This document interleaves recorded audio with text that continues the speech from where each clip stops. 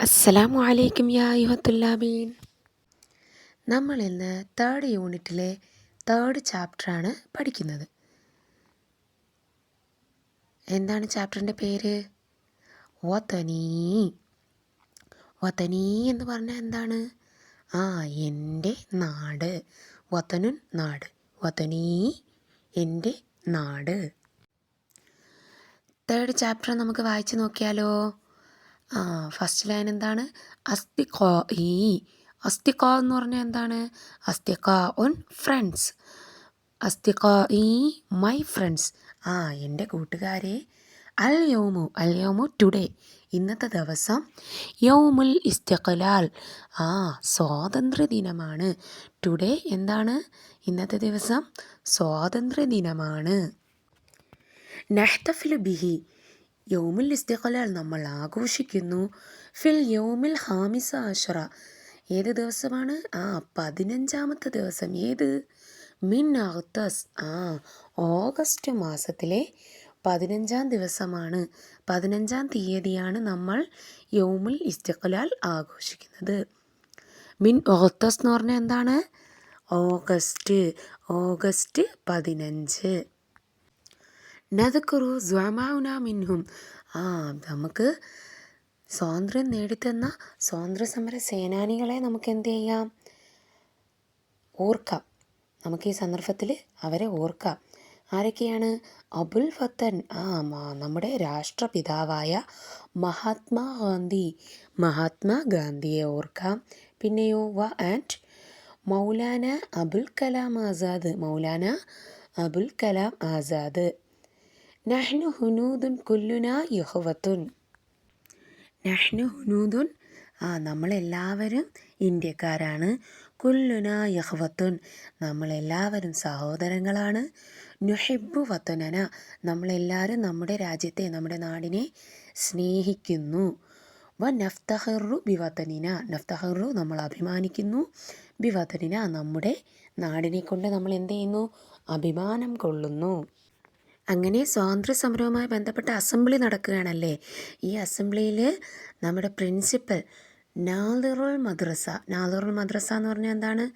Principal എന്ത് ചെയ്യുന്നു? അസ്ദറ, പ്രകാശനം ചെയ്യുന്നു. അൽ മജല്ല, നമ്മൾ തയ്യാറാക്കിയില്ലേ? നമ്മുടെ കൂട്ടുകാരെല്ലാവരും കൂടെ മജല്ല തയ്യാറാക്കിയില്ലേ? ആ മജല്ല സ്കൂളിൻ്റെ പ്രിൻസിപ്പൽ എന്ത് ചെയ്യുന്നു? പ്രകാശനം ചെയ്യുന്നു. അസ്ദറ നാദിറുൽ മദ്രസത്തി മജല്ലത്ത, പ്രിൻസിപ്പൽ നമ്മുടെ തയ്യാറാക്കി വെച്ചിരുന്ന മജല്ല പ്രകാശനം ചെയ്തു. അടുത്തതായിട്ട് ക്ലാസ് റൂമിലാണ്. ക്ലാസ് റൂമിൽ ടീച്ചർ എന്താ നടത്തുകയാണ്? അടുത്തതായി ക്ലാസ് റൂമിൽ ടീച്ചർ ക്വിസ് കോമ്പറ്റീഷൻ നടത്തുകയാണ് കേട്ടോ.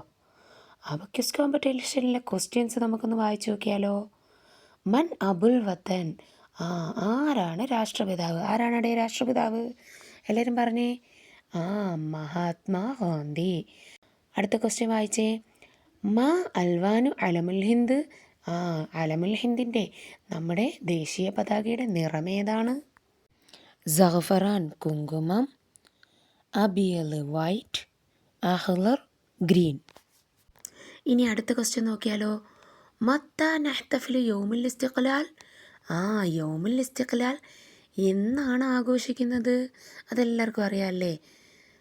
ഓഗസ്റ്റ് 15 ആണ് നമ്മൾ എന്ത് ചെയ്യുന്നത്? സ്വാതന്ത്ര്യദിനം ആഘോഷിക്കുന്നത്. ഇനി ഇതുപോലെ നിങ്ങൾക്ക് വേറൊരു ക്വസ്റ്റ്യൻ ഉണ്ടാക്കിക്കൂടെ?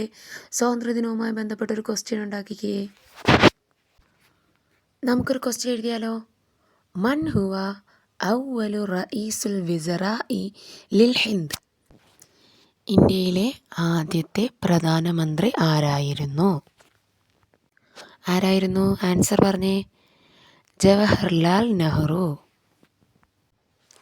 വസാത്തുൽ മുദരിസത്തു ലാതു ലിക്കുല്ലി ആരിഫിൻ, ടീച്ചർ എല്ലാ ലീഡർമാർക്കും ലഡു കൊടുക്കുകയാണ്. ലഡു കൊടുത്തിട്ട് അത് എണ്ണി നോക്കാൻ പറയുകയാണ്. നമുക്ക് എണ്ണി നോക്കിയാലോ. അദ്ദ കുല്ലു ആരിഫിൻ ലിൽ ലഡു എണ്ണയാണ് കേട്ടോ. 11, 12, 13, 14, 15. ഇംഗ്ലീഷിൽ എല്ലാവർക്കും വായിക്കാൻ അറിയാമല്ലേ. അപ്പോൾ നമുക്ക് അറബിലും കൂടെ വായിച്ചു നോക്കിയാലോ. 11 أحد عشر 12 اثنا عشر 13 ثلاثة عشر 14 أربعة عشر 15 خمسة عشر 16 ستة عشر 17 سبعة عشر 18 ثمانية عشر 19 تسعة عشر 20 എന്താണ് 20. അങ്ങനെ നമ്മൾ എണ്ണാനും പഠിച്ചു അല്ലേ. നമുക്ക് 1 മുതൽ 10 വരെ എല്ലാവർക്കും ഈസി ആയിട്ട് എണ്ണ അറിയാം. അതിന് ശേഷമുള്ളത് ഒരു ചെറിയ ഡൗട്ടൊക്കെ ഉണ്ടല്ലേ. അപ്പം നമുക്ക് ആ ഡൗട്ടൊന്ന് ക്ലിയർ ചെയ്താലോ.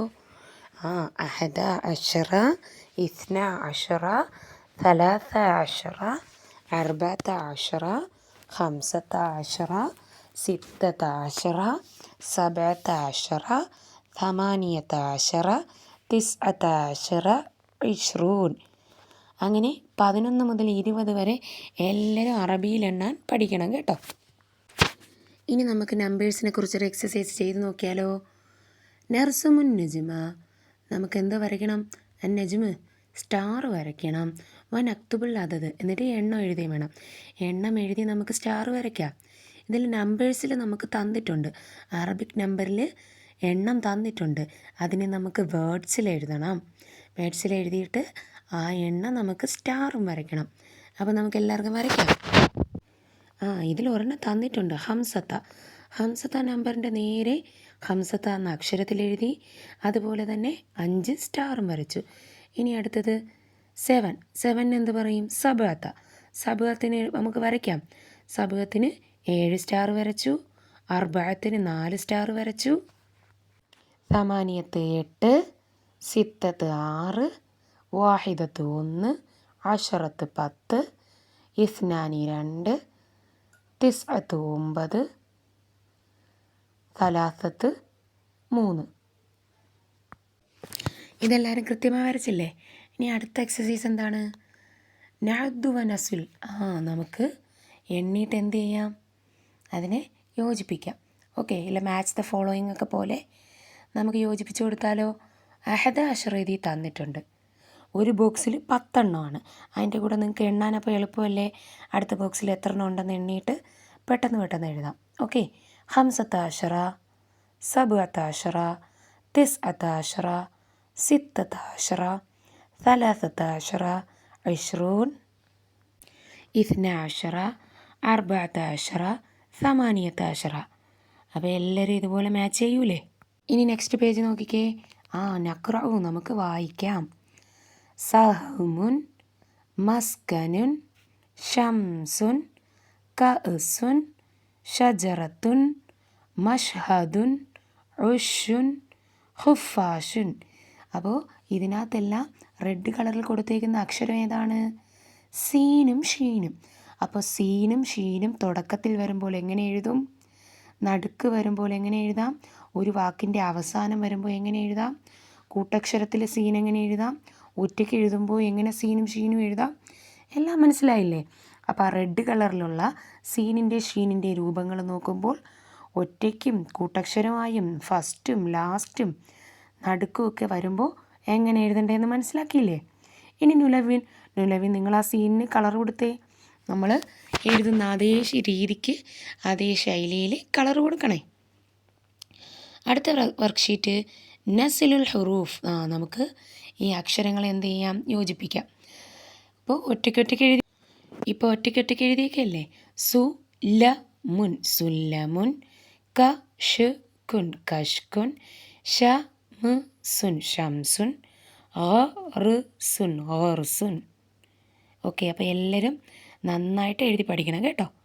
ഇൻഷാ അല്ലാ. അസ്സലാമു അലൈക്കും.